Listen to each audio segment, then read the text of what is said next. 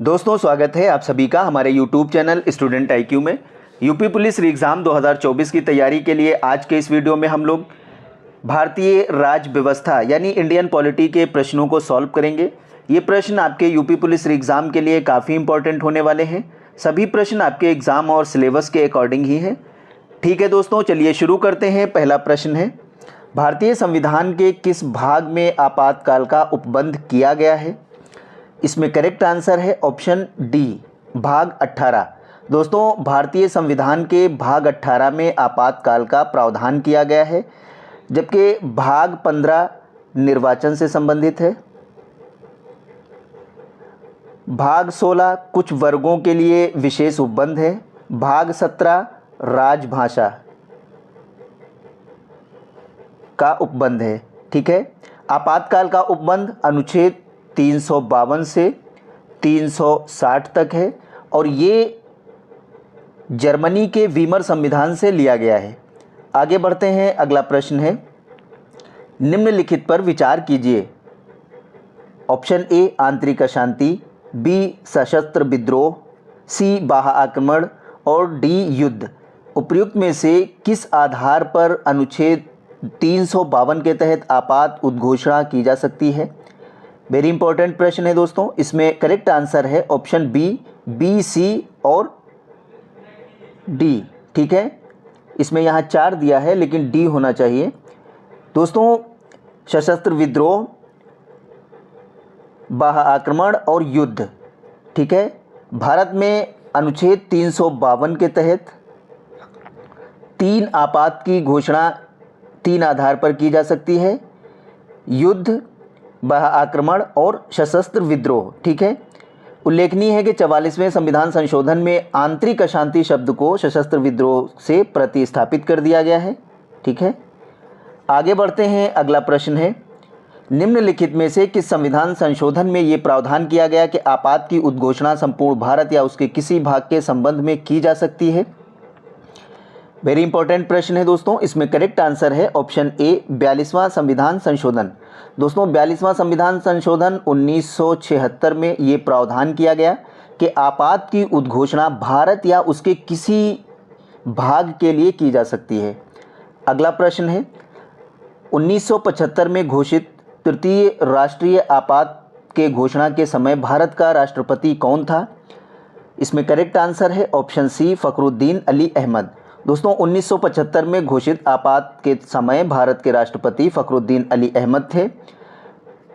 आगे बढ़ते हैं। अगला प्रश्न है, राष्ट्रपति द्वारा की गई आपात की घोषणा कितने समय में दोनों सदनों के द्वारा अनुमोदित न होने पर स्वतः समाप्त हो जाती है? इसमें करेक्ट आंसर है ऑप्शन बी, 30 दिन। ठीक है, यदि राष्ट्रपति द्वारा घोषित उद्घोषणा संसद के दोनों सदनों के द्वारा 30 दिन यानी 1 माह के भीतर अनुमोदित हो जानी चाहिए। अगर ऐसा नहीं होता है तो ऐसी उद्घोषणा स्वतः समाप्त हो जाएगी। अगला प्रश्न है, निम्नलिखित कथनों पर विचार कीजिए। नंबर 1 है, राष्ट्रपति द्वारा आपात उद्घोषणा को वापस लेने के लिए संसद के दोनों सदनों का अनुमोदन आवश्यक है। दूसरा है, राष्ट्रपति आपात की उद्घोषणा को पश्चवर्ती उद्घोषणा द्वारा कभी भी वापस ले सकता है। ठीक है, तो इसमें करेक्ट आंसर है ऑप्शन बी। इसमें सत्य कौन सा है? इसका सत्य है ऑप्शन बी। ठीक है, केवल दो सही है। राष्ट्रपति आपात की उद्घोषणा को पश्चातवर्ती उद्घोषणा द्वारा कभी भी वापस ले सकता है। ठीक है, उसे ऐसा करने के लिए संसद द्वारा अनुमोदन आवश्यक नहीं होता है। लोकसभा को भी आपात की उद्घोषणा को वापस लेने का अधिकार दिया गया है। यदि लोकसभा साधारण बहुमत से उद्घोषणा को वापस लेने का संकल्प पारित कर देती है तो राष्ट्रपति उद्घोषणा को वापस लेने के लिए बाध्य हो जाता है। ठीक है, आगे बढ़ते हैं। अगला प्रश्न है, निम्नलिखित में से कौन सा कथन सत्य है? वेरी इंपॉर्टेंट है। इसमें नंबर 1 दिया है, आपात के प्रवर्तन के दौरान संघ राज्य को निर्देशित दे सकता है कि वह अपनी कार्यपालिका शक्ति का किस रीति से पालन करे। और दूसरा है, संसद राज्य सूची के किसी भी विषय पर कानून बना सकती है। तीसरा है, संसद द्वारा बनाई गई विधि उद्घोषणा के प्रवर्तन में न रहने पर 6 माह बाद समाप्त हो जाती है। तो इसमें कौन सा कथन सत्य है दोस्तों? इसका ऑप्शन सी करेक्ट आंसर है, यानी ये तीनों कथन सत्य हैं। ठीक है, नंबर 1, 2, 3 ये तीनों कथन इसमें सत्य हैं। आगे बढ़ते हैं, अगला प्रश्न है, संसद द्वारा एक बार अनुमोदित होने के बाद आपात की उद्घोषणा कितने समय तक लागू रहती है? इसमें करेक्ट आंसर है ऑप्शन सी 6 माह। ठीक है, संसद द्वारा एक बार अनुमोदित हो जाने के बाद आपात की उद्घोषणा 6 माह तक लागू रहती है। आगे 6 माह करके इसे अनिश्चित काल तक के लिए बढ़ाया जा सकता है। अगला प्रश्न है, राज्यों में संवैधानिक तंत्र के विफल हो जाने पर किस अनुच्छेद के तहत राष्ट्रपति द्वारा राष्ट्रपति शासन की उद्घोषणा की जाती है? वेरी इंपॉर्टेंट प्रश्न है दोस्तों। इसमें आपका ऑप्शन बी करेक्ट आंसर है, अनुच्छेद 356। दोस्तों, अनुच्छेद 356 के तहत राज्यों में राष्ट्रपति शासन लगाया जाता है। ठीक है, आगे बढ़ते हैं, अगला प्रश्न है, आपातकाल के दौरान मूल अधिकारों पर पड़ने वाले प्रभाव के बारे में किस अनुच्छेद में प्रावधान किया गया है? इसमें करेक्ट आंसर है ऑप्शन सी ए और बी। ठीक है, अनुच्छेद 358 और अनुच्छेद 359 आपातकाल के दौरान मूल अधिकारों पर पड़ने वाला इसमें प्रावधान किया गया है। आगे बढ़ते हैं, अगला प्रश्न है, किस राज्य में राष्ट्रपति शासन लगाए जाने के विषय में निम्नलिखित कथनों पर विचार कीजिए। इसमें नंबर 1 है, राज्य विधानमंडल की शक्तियां संसद द्वारा प्रयोग की जाएंगी। दूसरा है, राष्ट्रपति संबंधित राज्य के उच्च न्यायालय में निहित शक्तियों को अपने हाथ में ले लेता है। इसमें कौन सा कथन सत्य है? इसमें करेक्ट आंसर है ऑप्शन ए केवल 1। ठीक है, केवल 1 क्या सही है? किसी राज्य में राष्ट्रपति शासन लगाए जाने के विषय में इसमें सही है 1, राज्य विधानमंडल की शक्तियां संसद द्वारा प्रयोग की जाएंगी। ठीक, ये सही है। अगर किसी राज्य में राष्ट्रपति शासन लग जाए तो उस राज्य विधानमंडल की शक्तियां संसद द्वारा प्रयोग की जाएंगी। अगला प्रश्न है, किसी राज्य में राष्ट्रपति शासन अधिकतम कितने दिन तक लागू किया जा सकता है? ठीक है, किसी राज्य में राष्ट्रपति शासन कितने दिन तक लगाया जा सकता है? इसमें करेक्ट आंसर है ऑप्शन डी 3 वर्ष। ठीक है दोस्तों, किसी राज्य में राष्ट्रपति शासन अधिकतम 3 वर्ष के लिए लगाया जा सकता है। अगला प्रश्न है, भारत में वित्तीय आपातकाल की घोषणा अब तक कितनी बार की गई है? इसमें करेक्ट आंसर है ऑप्शन डी 1 बार भी नहीं। ठीक है दोस्तों, भारत में अभी तक 1 बार भी वित्तीय आपातकाल नहीं हुआ है। अगला प्रश्न है, निम्नलिखित में से कौन सी समिति केंद्र राज्य संबंध से संबंधित नहीं है? इसमें करेक्ट आंसर है ऑप्शन सी तारकुंडे समिति। तारकुंडे समिति का संबंध चुनाव सुधार से है, जबकि ये तीनों समिति केंद्र राज्य संबंध से है। ठीक है, ये किससे है? चुनाव से। अगला प्रश्न है, निम्नलिखित में से किस समिति ने यह अनुशंसा की कि राज्यपाल की नियुक्ति एक समिति द्वारा की जानी चाहिए? इसमें करेक्ट आंसर है ऑप्शन ए वेंकट चलैया समिति। वेंकट चलैया समिति द्वारा ये सिफारिश की गई थी कि राज्यपाल की नियुक्ति एक समिति के जरिए किया जाना चाहिए। ठीक है, इस समिति में प्रधानमंत्री, गृह मंत्री, लोकसभा अध्यक्ष, उपराष्ट्रपति और राज्य के मुख्यमंत्री शामिल हों। अगला प्रश्न है, पंचायत राज व्यवस्था को मजबूत बनाने के लिए ग्रामोद्धार समिति का गठन किसकी अध्यक्षता में किया गया था? इसमें करेक्ट आंसर है ऑप्शन ए बलवंत राय मेहता। दोस्तों, पंचायती राज व्यवस्था को मजबूत बनाने के लिए बलवंत राय मेहता ने इसकी सिफारिश पंचायती राज व्यवस्था को मजबूत बनाने की सिफारिश करने के लिए 1957 में बलवंत राय मेहता की अध्यक्षता में ग्रामोद्धार समिति गठित की गई थी। ठीक है, इस समिति ने अपनी रिपोर्ट में स्थानीय स्वशासन हेतु गांव से लेकर जिला स्तर तक त्रिस्तरीय पंचायती राज व्यवस्था का सुझाव दिया था। ठीक है, ये याद कर लेंगे, त्रिस्तरीय पंचायती राज व्यवस्था का सुझाव किसने दिया था? तो बलवंत राय मेहता ने दिया था। आगे बढ़ते हैं, अगला प्रश्न है, 73वां संविधान संशोधन अधिनियम पूरे देश में कब लागू किया हुआ? इसमें करेक्ट आंसर है ऑप्शन बी 24 अप्रैल 1993। दोस्तों, 73वां संविधान संशोधन विधेयक प्रधानमंत्री पीवी नरसिंह राव के कार्यकाल में संसद में लाया गया था, जिसे लोकसभा राज्यसभा ने क्रमशः 23 दिसंबर को 1992 में पारित किया था और 20 अप्रैल 1993 को राष्ट्रपति ने इस विधेयक पर अपनी सहमति दी। 24 अप्रैल 1993 को 73वां संविधान संशोधन विधेयक लागू हो गया था। ठीक है, इसलिए हर साल 24 अप्रैल को पंचायत दिवस के रूप में मनाया जाता है। ठीक है, ये पंचायत से संबंधित है। पंचायत दिवस 24 अप्रैल को मनाया जाता है। अगला प्रश्न है, निम्न में से कौन कथन सत्य है? इसमें करेक्ट आंसर है ऑप्शन बी, किसी ग्राम की निर्वाचक नामावली में दर्ज नामों वाले व्यक्तियों को सामूहिक रूप से ग्राम सभा कहा जाता है। ठीक है, ये बिल्कुल सही है। यानी किसी ग्राम की जो निर्वाचक नामावली होती है उसमें जो नाम दर्ज होते हैं उनको सामूहिक रूप से ग्राम सभा कहा जाता है। आगे बढ़ते हैं, अगला प्रश्न है, निम्नलिखित में से कौन सा कथन असत्य है?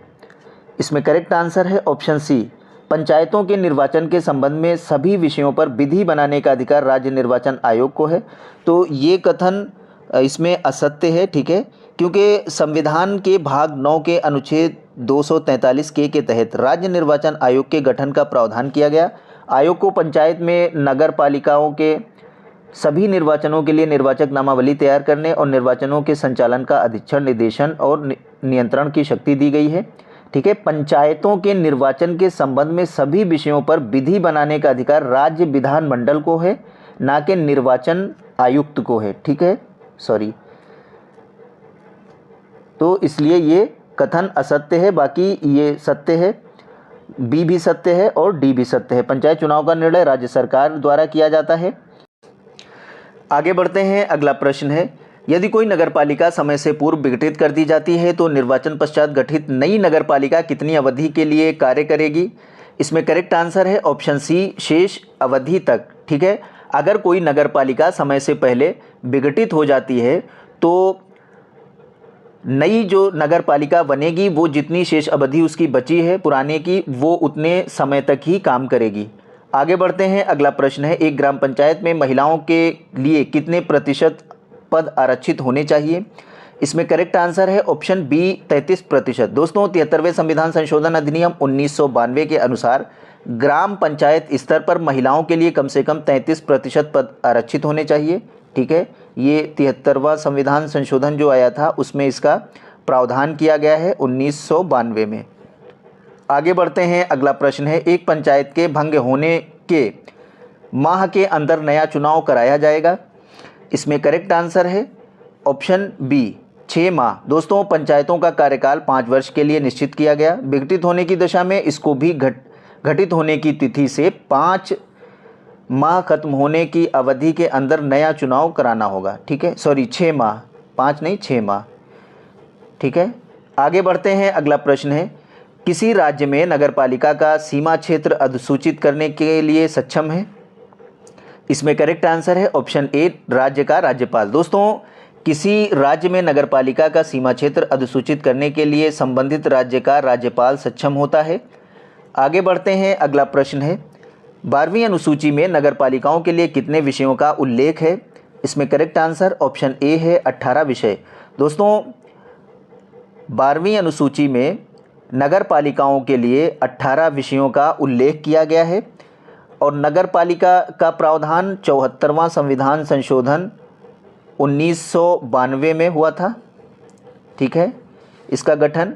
आगे बढ़ते हैं, अगला प्रश्न है, भारत का पहला नगर निगम स्थापित हुआ? इसमें करेक्ट आंसर है ऑप्शन बी, मद्रास में। दोस्तों, 1687-88 में भारत का पहला नगर निगम मद्रास में स्थापित हुआ। उसके बाद 1726 में बम्बई, कलकत्ता में नगर निगम स्थापित हुआ था। अगला प्रश्न है कि संविधान संशोधन अधिनियम द्वारा सहकारी समितियों को संवैधानिक संस्थान एवं संरक्षण दिया गया है? इसमें करेक्ट आंसर है ऑप्शन बी, 97वें संविधान संशोधन अधिनियम द्वारा सहकारी समितियों को संवैधानिक स्थान एवं संरक्षण दिया गया है। अगला प्रश्न है, निम्नलिखित में से किस समिति ने अनुशंसा की थी कि हर राज्य में एक वित्त आयोग का गठन होना चाहिए? वेरी इंपॉर्टेंट प्रश्न है दोस्तों, किस समिति ने ये अनुशंसा की थी कि हर राज्य में एक वित्त आयोग का गठन होना चाहिए? इसमें करेक्ट आंसर है ऑप्शन सी, पीके थुंगन समिति। दोस्तों, 1988 में गठित पीके थुंगन समिति ने पंचायती राज व्यवस्था को शक्तिशाली बनाने के लिए, उन्हें संवैधानिक दर्जा दिलाने के लिए ये सिफारिश की थी कि इस समिति के सुझाव के आधार पर 1989 में संविधान संशोधन विधेयक प्रस्तुत किया गया। राज्यसभा में बहुमत न होने की वजह से ये विधेयक पारित नहीं हो पाया था, ठीक है। तो पीके थुंगन समिति ने ये सिफारिश की थी कि हर राज्य में एक वित्त आयोग का गठन होना चाहिए। आगे बढ़ते हैं, अगला प्रश्न है, संविधान का वह कौन सा भाग सहकारी समितियों से संबंधित है? इसमें करेक्ट आंसर है ऑप्शन ए, भाग 9 खा, ठीक है। दोस्तों, भारतीय संविधान में जोड़े गए भाग 9 खा में सहकारी समितियों को संवैधानिक दर्जा दिया गया है। अगला प्रश्न है, राज्य निर्वाचन आयोग का मुख्य कार्य है? इसमें करेक्ट आंसर है ऑप्शन सी, ग्राम पंचायतों का निर्वाचन संपन्न कराना। ये राज्य निर्वाचन आयोग का कार्य होता है। विधानसभा का चुनाव केंद्रीय निर्वाचन आयोग, विधान परिषद का चुनाव भी वही निर्वाचन आयोग करता है, लेकिन ग्राम पंचायतों का निर्वाचन राज्य निर्वाचन आयोग करता है। अगला प्रश्न है, सामुदायिक दिवस कार्यक्रम की शुरुआत कब हुई?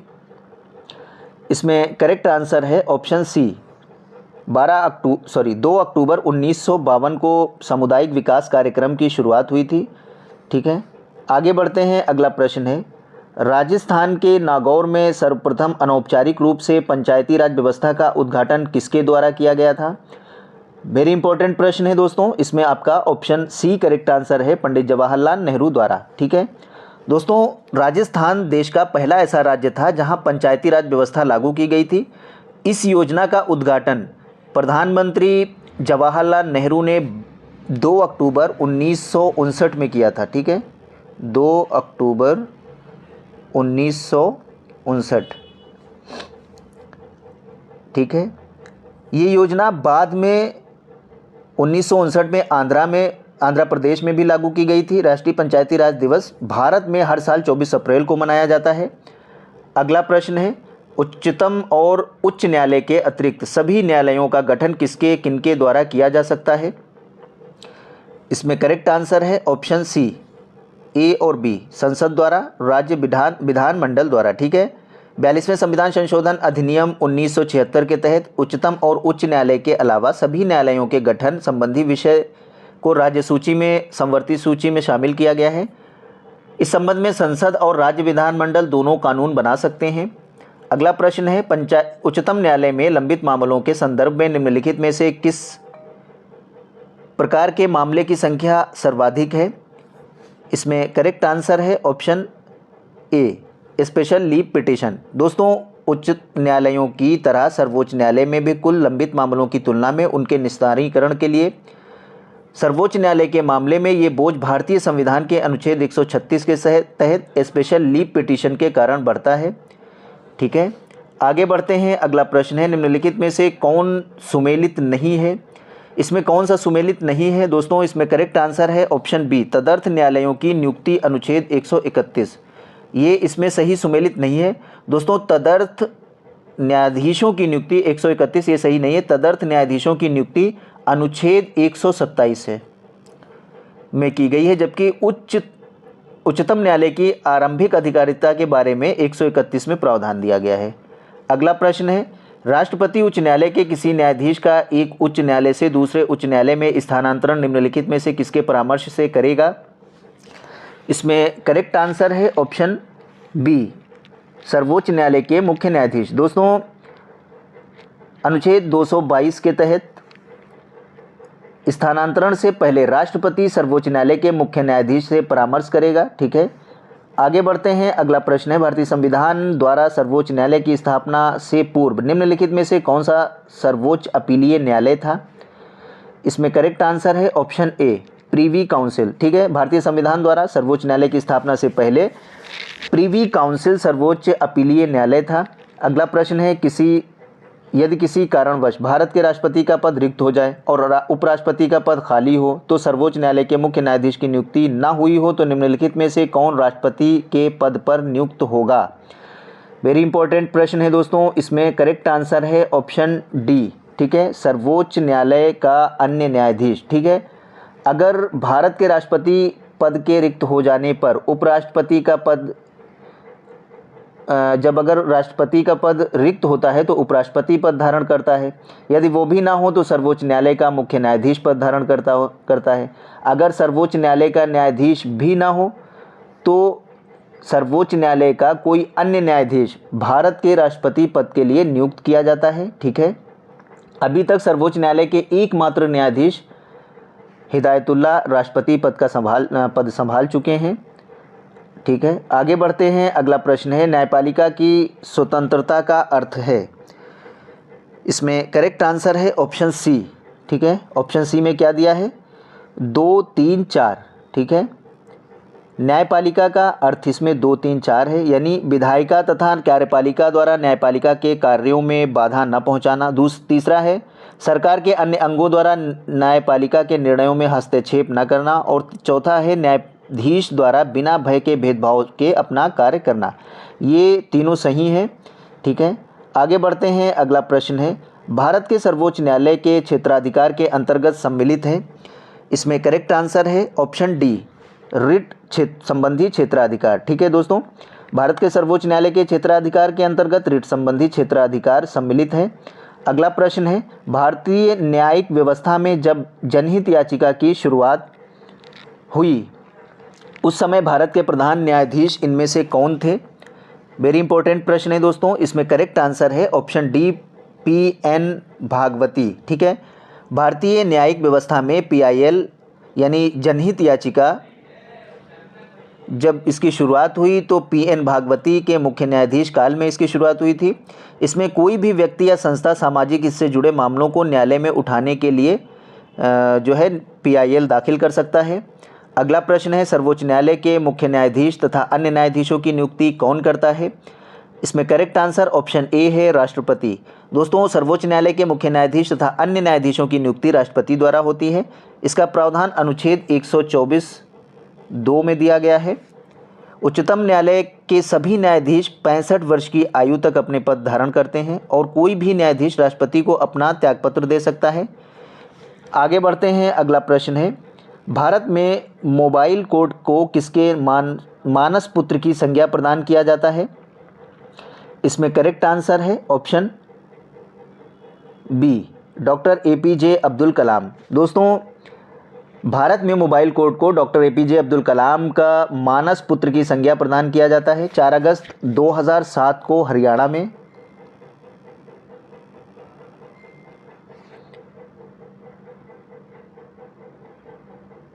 हरियाणा के मेवात ज़िले में स्थित पुन्हाना में देश की पहली मोबाइल अदालत यानी मोबाइल कोर्ट का उद्घाटन किया गया था। इसका शुभारंभ भारत के तत्कालीन मुख्य न्यायाधीश KG बालकृष्णन ने किया था। ठीक है, आगे बढ़ते हैं। अगला प्रश्न है, निम्नलिखित न्यायालय और उसके अधिकार क्षेत्र से संबंधित गलत युग्म की पहचान कीजिए। इसमें करेक्ट आंसर ऑप्शन सी है, मुंबई हाई कोर्ट, महाराष्ट्र, गोवा और कर्नाटक। ये कथन सही नहीं है। ठीक है, गलत युग्म है, क्योंकि भारत के 6 उच्च न्यायालय मुंबई, कोलकाता, चेन्नई, गुवाहाटी, केरल और पंजाब एवं हरियाणा ऐसे उच्च न्यायालय हैं जिनका क्षेत्र अधिकार एक से अधिक राज्यों या केंद्र शासित प्रदेशों के लिए है। ठीक है, इसमें कर्नाटक गलत है। कोलकाता हाई कोर्ट जो है वो पश्चिम बंगाल और अंडमान निकोबार के लिए, केरल हाई कोर्ट केरल और लक्षद्वीप, आंध्र प्रदेश हाई कोर्ट आंध्रा और तेलंगाना। ठीक है, Karnataka high court Karnataka, Mumbai high court Maharashtra, Goa, Dadra Nagar Haveli और दमन दीव के लिए काम करते हैं। अगला प्रश्न है, उच्च न्यायालय के न्यायाधीशों की योग्यता से संबंधित गलत कथन की पहचान कीजिए। इसमें करेक्ट आंसर है ऑप्शन बी, भारत राज्य क्षेत्र में कम से कम 7 वर्ष तक न्यायिक पद पर काम या कार्य कर चुका हो। ये गलत कथन है। ठीक है, उच्च न्यायालय के न्यायाधीशों की योग्यता में तो उच्च न्यायालय की जो न्यायाधीश हैं ये भारत का नागरिक हो, एक या अधिक राज्यों के उच्च न्यायालयों में लगातार कम से कम 10 वर्ष की अवधि तक अधिवक्ता रह चुका हो। ठीक है, तो इसमें करेक्ट आंसर है ऑप्शन बी, ये गलत है। आगे बढ़ते हैं। अगला प्रश्न है, किस संविधान संशोधन द्वारा उच्च न्यायालय के न्यायाधीशों की सेवानिवृत्ति की आयु 60 वर्ष से बढ़ाकर 62 वर्ष कर दी गई? इसमें करेक्ट आंसर है ऑप्शन बी। ठीक है, 15वां संविधान संशोधन अधिनियम 1963 द्वारा उच्च न्यायालय के न्यायाधीशों की सेवानिवृत्ति की आयु 60 वर्ष से बढ़ाकर 62 वर्ष कर दी गई है। ठीक है, उच्च न्यायालय के न्यायाधीश 62 वर्ष की आयु तक अपना पद धारण कर सकते हैं। किसी भी समय राष्ट्रपति को अपना त्यागपत्र दे सकते हैं। उच्च न्यायालय के किसी न्यायाधीश को संसद द्वारा महाभियोग प्रस्ताव पारित कर दिए जाने पर राष्ट्रपति द्वारा उसके पद से हटाया भी जा सकता है। ठीक है, तो पहले उच्च न्यायालय के जो न्यायाधीश थे वो 60 वर्ष की आयु तक ही काम करते थे, लेकिन 15वां संविधान संशोधन 1963 द्वारा इसे 62 वर्ष कर दिया गया है। याद कर लेंगे। आगे बढ़ते हैं। अगला प्रश्न है, किस अनुच्छेद के अंतर्गत ये प्रावधान किया गया कि उच्च न्यायालय भी अभिलेखीय न्यायालय होगा। ठीक है, यानी उच्च न्यायालय भी अभिलेखीय न्यायालय होगा। किस अनुच्छेद के तहत ये प्रावधान है? इसमें करेक्ट आंसर है ऑप्शन ए, अनुच्छेद 215। दोस्तों, अनुच्छेद 215 के तहत उच्च न्यायालयों का अभिलेख न्यायालय होना एक उल्लेख किया गया है, जबकि अनुच्छेद 216 में उच्च न्यायालयों का गठन का प्रावधान किया गया है। अनुच्छेद 127 में तदर्थ न्यायमूर्तियों की नियुक्ति का प्रावधान है। ठीक है, तो अनुच्छेद 216 में क्या है? उच्च न्यायालयों के गठन का प्रावधान। 127 में तदर्थ न्यायमूर्तियों की नियुक्ति का प्रावधान है और 129 में इसमें उच्चतम न्यायालय का अभिलेख न्यायालय होना उल्लेख किया गया है। ठीक है, 215 के तहत उच्च न्यायालयों का अभिलेखीय न्यायालय होना। ठीक है, आगे बढ़ते हैं। अगला प्रश्न है,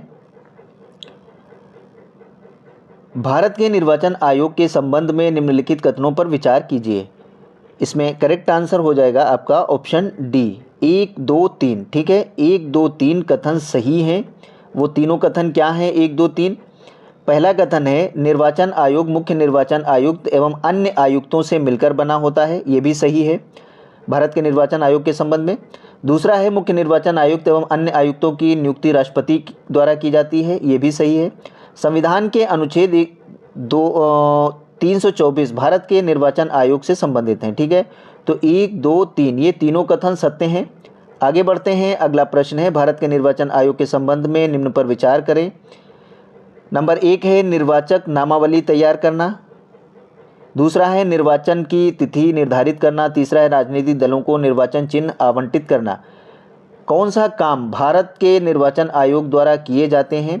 इसमें करेक्ट आंसर है ऑप्शन डी। ठीक है, डी में क्या है? 1, 2, 3। ठीक है, ये तीनों कार्य भारत के निर्वाचन आयोग द्वारा किए जाते हैं। अगला प्रश्न है, संघ लोक सेवा आयोग में कार्यवाहक अध्यक्ष की नियुक्ति निम्न में से कौन करता है? वेरी इंपॉर्टेंट प्रश्न है दोस्तों। संघ लोक सेवा आयोग में कार्यवाहक अध्यक्ष की नियुक्ति दोस्तों राष्ट्रपति करता है। ऑप्शन ए बिल्कुल राइट आंसर है। ठीक है, आगे बढ़ते हैं। अगला प्रश्न है, संघ लोक सेवा आयोग राज्यों को सलाह दे सकता है? इसमें करेक्ट आंसर है ऑप्शन सी, राज्यपाल के अनुरोध पर। ठीक है, संघ लोक सेवा आयोग भारत के केंद्रीय भर्ती अधिकरण है जो अखिल भारतीय सेवाओं के लिए केंद्रीय सेवाओं में नियुक्ति के लिए परीक्षाओं का आयोजन कराता है। किसी राज्य के राज्यपाल के अनुरोध पर राष्ट्रपति की स्वीकृति के बाद संघ लोक सेवा आयोग किसी मामले पर राज्य को सुझाव दे सकता है। ठीक है, आगे बढ़ते हैं। अगला प्रश्न है, निम्नलिखित में से किसे मेरिट पद्धति का प्रहरी माना गया है? इसमें करेक्ट आंसर है ऑप्शन सी, संघ लोक सेवा आयोग। दोस्तों, संघ लोक सेवा आयोग भारत में केंद्रीय भर्ती संस्था है। ठीक है, जिसका वर्णन संविधान के भाग 14 में अनुच्छेद 315 से 323 में है। 315 से 323 में इसका वर्णन किया गया है। संविधान में आशा की गई है कि संघ लोक सेवा आयोग मेरिट पद्धति का प्रहरी होगा। ठीक है, ये इसका भाग क्या है? भाग 14 है। आगे बढ़ते हैं। अगला प्रश्न है, राज्य लोक सेवा आयोग के अध्यक्ष एवं सदस्यों को निम्न में से कौन हटा सकता है? इसमें करेक्ट आंसर है ऑप्शन सी, राष्ट्रपति। दोस्तों, राज्य लोक सेवा आयोग के अध्यक्ष और सदस्यों की नियुक्ति राज्यपाल के द्वारा की जाती है, लेकिन उनको पद से हटाने का काम राष्ट्रपति कर सकते हैं, राज्यपाल नहीं। ठीक है, आगे बढ़ते हैं। अगला प्रश्न है, वित्त आयोग के संबंध में निम्न कथनों पर विचार कीजिए। नंबर 1 है, इसका वर्णन संविधान के अनुच्छेद 280 में किया गया। ये एक अर्धन्यायिक निकाय है, इसका गठन संसद द्वारा किया जाता है। इसमें कथन सही कौन सा है? इसमें करेक्ट आंसर है ऑप्शन ए, 1 और 2। ठीक है, पहला भी सही है, दूसरा भी सही है। ठीक है, वित्त आयोग एक संवैधानिक निकाय है, इसका उल्लेख भारतीय संविधान के अनुच्छेद 280 में किया गया है। ये एक अर्धन्यायिक निकाय है, ये भी सही है। इसका गठन प्रत्येक 5 वर्ष या आवश्यकता अनुसार इससे पूर्व राष्ट्रपति द्वारा किया जाता है। ठीक है, इसका संसद नहीं, इसका गठन कौन करता है? राष्ट्रपति करता है, ये याद रखेंगे। अगला प्रश्न है, प्रथम वित्त आयोग के अध्यक्ष निम्न में से कौन थे? इसमें करेक्ट आंसर है ऑप्शन ए, केसी नियोगी। दोस्तों, पहले वित्त आयोग के अध्यक्ष केसी नियोगी थी। पहला वित्त आयोग 1951 में बना था। आगे बढ़ते हैं। अगला प्रश्न है, राष्ट्रीय अनुसूचित जाति जनजाति आयोग की स्थापना के लिए संविधान में निम्न में से कौन सा संशोधन किया गया? इसमें करेक्ट आंसर है ऑप्शन बी, 89वां संविधान संशोधन अधिनियम राष्ट्रीय अनुसूचित जनजाति आयोग की स्थापना के लिए किया गया था। ठीक है, आगे बढ़ते हैं। अगला प्रश्न है, भारत के नियंत्रक एवं महालेखा परीक्षक केंद्र सरकार के लेखों से संबंधित अपनी रिपोर्ट निम्न में से किसे देता है। वेरी इंपॉर्टेंट प्रश्न है दोस्तों कि भारत का नियंत्रक महालेखा परीक्षक केंद्र सरकार के लेखों से संबंधित अपनी रिपोर्ट किसे देता है। इसमें करेक्ट आंसर हो जाएगा ऑप्शन बी, राष्ट्रपति। दोस्तों, नियंत्रक और लेखा परीक्षक भारतीय लेखा परीक्षण और लेखा विभाग का मुखिया होता है। ये केंद्र सरकार के लेखों से संबंधित अपनी रिपोर्ट राष्ट्रपति को देता है, जो इसे संसद के पटल पर रखते हैं। ठीक है, आगे बढ़ते हैं। अगला प्रश्न है, भारत के महान्यायवादी के संबंध में निम्न में से कौन सा कथन सत्य नहीं है। वेरी इंपॉर्टेंट प्रश्न है दोस्तों। महान्यायवादी से संबंधित आपके एग्जाम में एक प्रश्न ज़रूर आते हैं। इसमें महान्यायवादी से संबंधित कौन सा एक कथन सत्य नहीं है। दोस्तों, इसमें करेक्ट आंसर है ऑप्शन डी, इसका कार्यकाल 5 वर्ष के लिए नियत होता है। दोस्तों, भारतीय संविधान के अनुच्छेद 76 में महान्यायवादी के पद का जो है वर्णन किया गया है। इसका वर्णन संविधान के अनुच्छेद 76 में किया गया, ये सही है। इसकी नियुक्ति राष्ट्रपति द्वारा की जाती है, ये भी सही है। भारत सरकार का सर्वोच्च विधि अधिकारी होता है। दोस्तों, ये तीनों कथन सही हैं। इनका कार्यकाल जो है 5 वर्ष के लिए होता है, ये सही नहीं है, क्योंकि संविधान में महान्यायवादी के कार्यकाल के बारे में कोई स्पष्ट उल्लेख नहीं मिलता है। ठीक है दोस्तों, तो इसलिए ये कथन गलत हो गया है। आगे बढ़ते हैं। अगला प्रश्न है, नीति आयोग है एक, क्या है।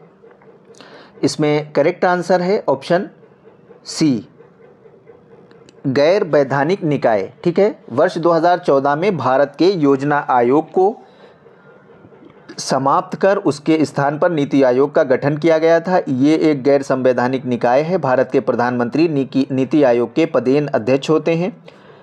आगे बढ़ते हैं। अगला प्रश्न है, राष्ट्रीय मानवाधिकार आयोग का गठन किया गया। इसमें करेक्ट आंसर है ऑप्शन सी, संसद द्वारा पारित अधिनियम से। ठीक है दोस्तों, मूल संविधान में भारतीय मानवाधिकार आयोग की व्यवस्था नहीं थी। इसका गठन संसद द्वारा पारित अधिनियम के तहत किया गया। मानवाधिकार आयोग के अध्यक्ष और सदस्यों की नियुक्ति राष्ट्रपति द्वारा प्रधानमंत्री के नेतृत्व में गठित 6 सदस्यीय समिति की सिफारिश पर की जाती है। अगला प्रश्न है, मुख्य सूचना आयुक्त का कार्यकाल होता है। इसमें करेक्ट आंसर है ऑप्शन बी, 5 वर्ष या 65 वर्ष की आयु तक। ठीक है दोस्तों, केंद्रीय सूचना आयोग की स्थापना 2005 में हुई है। इसमें एक मुख्य सूचना आयुक्त होता है और अन्य आयुक्त होते हैं। मुख्य सूचना आयुक्त का कार्यकाल 5 वर्ष या 65 वर्ष की आयु तक होता है। अगला प्रश्न है, केंद्रीय सतर्कता आयोग का गठन किया गया था। इसमें करेक्ट आंसर है ऑप्शन ए, 1964 में। दोस्तों, केंद्रीय सतर्कता आयोग का निर्माण वर्ष 1964 में केंद्र सरकार द्वारा पारित एक प्रस्ताव के अंतर्गत हुआ था। ये देश में भ्रष्टाचार रोकने की एक प्रमुख संस्था है। आगे बढ़ते हैं। अगला प्रश्न है, भारतीय संविधान के किस अनुच्छेद में नागरिकता संबंधी प्रावधान किए गए हैं। वेरी इंपॉर्टेंट प्रश्न है दोस्तों। इसमें ऑप्शन नागरिकता संबंधी अनुच्छेद प्रावधान किए गए हैं। इसमें करेक्ट आंसर है ऑप्शन डी, उपर्युक्त में से कोई नहीं। ठीक है, क्योंकि दोस्तों भारतीय संविधान के भाग 2 में अनुच्छेद 5 से 11 तक नागरिकता संबंधी प्रावधान है। ठीक है, अनुच्छेद 5 संविधान के प्रारंभ पर नागरिकता है। अनुच्छेद 6 पाकिस्तान से भारत को प्रव्रजन करने वाले व्यक्तियों की नागरिकता के अधिकार हैं। अनुच्छेद 7 पाकिस्तान को प्रव्रजन करने वाले कुछ व्यक्तियों की नागरिकता के अधिकार हैं। अनुच्छेद 8 कहता है कि भारत के बाहर रहने वाले भारतीय उद्भव के कुछ व्यक्तियों की नागरिकता के अधिकार। 9 विदेशी राज्यों की नागरिकता स्वेच्छा से अर्जित करने वाले व्यक्तियों की नागरिकता का अधिकार। 10 है नागरिकता के अधिकारों का बना रहना। और 11 है संसद द्वारा नागरिकता के अधिकार का विधि द्वारा विनियमन किया जाना। ठीक है, तो इसमें भारतीय संविधान के किस अनुच्छेद में नागरिकता संबंधी प्रावधान किए गए हैं, तो इसमें कोई नहीं है। ठीक है, आगे बढ़ते हैं। अगला प्रश्न है, निम्नलिखित में से कौन से अधिकार केवल भारतीय नागरिकों को प्राप्त हैं। वेरी इंपॉर्टेंट प्रश्न है दोस्तों। सिर्फ भारतीय नागरिकों को वो अधिकार प्राप्त हैं। इसमें ऑप्शन ए है, नंबर 1 है लोक नियोजन के विषय में समता का अधिकार। दूसरा है संस्कृति और शिक्षा संबंधी अधिकार। तीसरा है विधि के समक्ष समता। इसमें 3 ऑप्शन दिए हैं, इसमें कौन सा विकल्प सही है? इसका करेक्ट आंसर है ऑप्शन ए। ठीक है, 1 और 2 अधिकार केवल भारतीय नागरिकों को प्राप्त हैं। कौन कौन से हैं? लोक नियोजन के विषय में समता का अधिकार, दूसरा है संस्कृत और शिक्षा संबंधी अधिकार। ये दोनों अधिकार भारतीय नागरिकों को प्राप्त हैं। भारतीय संविधान केवल भारतीय नागरिकों को कुछ अधिकार देता है, जैसे अनुच्छेद 15 धर्म, मूलवंश, जाति, लिंग, जन्म स्थान के आधार पर विभेद के विरुद्ध अधिकार। अनुच्छेद 16 लोक नियोजन के विषय में समता का अधिकार। अनुच्छेद 19 वाक्य स्वतंत्रता और अभिव्यक्ति की स्वतंत्रता। ठीक है, और सम्मेलन, संघ, संचरण, निवास और व्यवसाय की स्वतंत्रता है। अनुच्छेद 29 और 30 संस्कृति और शिक्षा संबंधी अधिकार, ये भारतीय नागरिकों को प्राप्त हैं। आगे बढ़ते हैं, अगला प्रश्न है निम्नलिखित कथनों पर विचार कीजिए। नंबर 1, भारत और अमेरिकी नागरिक दोनों संविधान में संघीय राज्य व्यवस्था को अपनाया गया है। दूसरा है भारत में एकल नागरिकता का प्रावधान है, जबकि अमेरिका में दोहरी नागरिकता की व्यवस्था है। उपर्युक्त में से कौन सा कथन सही नहीं है? ठीक है, तो इसमें आपका करेक्ट आंसर हो जाएगा ऑप्शन डी, कोई नहीं। ठीक है, तो ये दोनों सही हैं, इसमें से कोई गलत नहीं है। इसलिए भारत और अमेरिका दोनों संविधान में संघीय राज्य व्यवस्था को अपनाया गया, ये भी सही है। भारत में एकल नागरिकता का प्रावधान है, जबकि अमेरिका में दोहरी नागरिकता का प्रावधान है। ठीक है, ये भी सही है, क्योंकि अमेरिका में दोहरी नागरिकता का प्रावधान है, जहां हर एक व्यक्ति न केवल अमेरिका का नागरिक है बल्कि वह राज्य विशेष का भी नागरिक होता है। इसलिए दोनों सही हैं, कोई गलत नहीं है इसमें। अगला प्रश्न है निम्नलिखित में से कौन सा सुमेलित नहीं है? इसमें करेक्ट आंसर है ऑप्शन डी, धर्म की स्वतंत्रता का अधिकार अनुच्छेद 26 से 28, ये सही सुमेलित नहीं है। शोषण के विरुद्ध अधिकार 23 से 24 सही सुमेलित है। संस्कृति और शिक्षा संबंधी अधिकार अनुच्छेद 29-30 ये भी सही है। स्वतंत्रता का अधिकार अनुच्छेद 19-22 ये भी सही सुमेलित है। ठीक है दोस्तों, लेकिन ऑप्शन डी गलत है। धर्म की स्वतंत्रता का अधिकार 26 से 28 ये गलत है, क्योंकि 26 में है धार्मिक कार्यों का प्रबंध और 28 में है धार्मिक शिक्षा में उपस्थिति होने की स्वतंत्रता। ठीक है, आगे बढ़ते हैं। अगला प्रश्न है निम्नलिखित में से किस रीट के द्वारा न्यायालय सार्वजनिक प्राधिकारियों से उनके कार्यों और उसे नकारने के संबंध में पूछताछ करता है? इसमें करेक्ट आंसर है ऑप्शन डी, उपर्युक्त में से कोई नहीं। ठीक है, इसमें से कोई नहीं है। आगे बढ़ते हैं, अगला प्रश्न है निम्नलिखित में से किस प्रकार के शिक्षा संस्थानों में धार्मिक शिक्षा पूर्ण रूप से प्रतिबंधित है? वेरी इंपॉर्टेंट प्रश्न है दोस्तों। इसमें ऑप्शन सी करेक्ट आंसर है, राज्य निधि से पूर्णतः पोषित संस्थान। ठीक है दोस्तों, राज्य निधि से पूर्णतः पोषित संस्थान में धार्मिक शिक्षा प्रतिबंधित है, जबकि ऐसे संस्थान जिनका प्रशासन राज्य द्वारा होता है लेकिन स्थापना किसी विन्यास या न्यास के तहत की गई हो, धार्मिक शिक्षा की अनुमति है। राज्य द्वारा मान्यता प्राप्त संस्थान या राज्य से सहायता पाने वाली शिक्षा संस्थान में स्वैच्छिक आधार पर धार्मिक शिक्षा की अनुमति नहीं है। ठीक है, आगे बढ़ते हैं। अगला प्रश्न है निम्नलिखित में से कौन सुमेलित नहीं है? नंबर 1 है अनुच्छेद 34 मूल अधिकारों को सशस्त्र बलों पर लागू करने संबंध संसद में शक्ति। अनुच्छेद 33 मार्शल लॉ। अनुच्छेद 35 मूल अधिकारों के उपबंधों को प्रभावी करने के लिए विधान। ठीक है, इसमें कौन ऑप्शन सही नहीं है, सही सुमेलित नहीं है? कौन सा सही सुमेलित नहीं है? इसमें करेक्ट आंसर है ऑप्शन ए, 1 और 2। ठीक है दोस्तों, अनुच्छेद 33 मूल अधिकारों को सशस्त्र बलों पर लागू करने के संबंध में संसद की शक्ति है, तो ये गलत हो गया है क्योंकि ये अनुच्छेद 33 में है। ठीक है दोस्तों, और अनुच्छेद 34 मार्शल लॉ, अनुच्छेद 34 में मार्शल लॉ है के दौरान मूल अधिकारों पर प्रतिबंध से संबंधित है। ठीक है, तो ये सही सुमेलित है। अनुच्छेद 35 मूल अधिकारों के उपबंध को प्रभावी करने के लिए विधान, ये सही है और ये दोनों गलत हैं। ठीक है, तो इसलिए ऑप्शन ए सही हो जाएगा। आगे बढ़ते हैं, अगला प्रश्न है भारतीय संविधान के प्रारंभ में मूल अधिकार के रूप में संपत्ति के अधिकार की व्यवस्था किस अनुच्छेद में थी? वेरी इंपॉर्टेंट प्रश्न है दोस्तों। इसमें करेक्ट आंसर है ऑप्शन डी, इनमें से कोई नहीं, उपर्युक्त में से कोई नहीं। ठीक है, क्योंकि भारतीय संविधान के प्रारंभ में मूल अधिकार के रूप में संपत्ति के अधिकार की व्यवस्था अनुच्छेद 19(4) में थी। ठीक है, इसमें से कोई नहीं है, ये तीनों गलत हैं। इसमें संपत्ति के अधिकार की व्यवस्था नहीं थी, अनुच्छेद 19(4) में थी।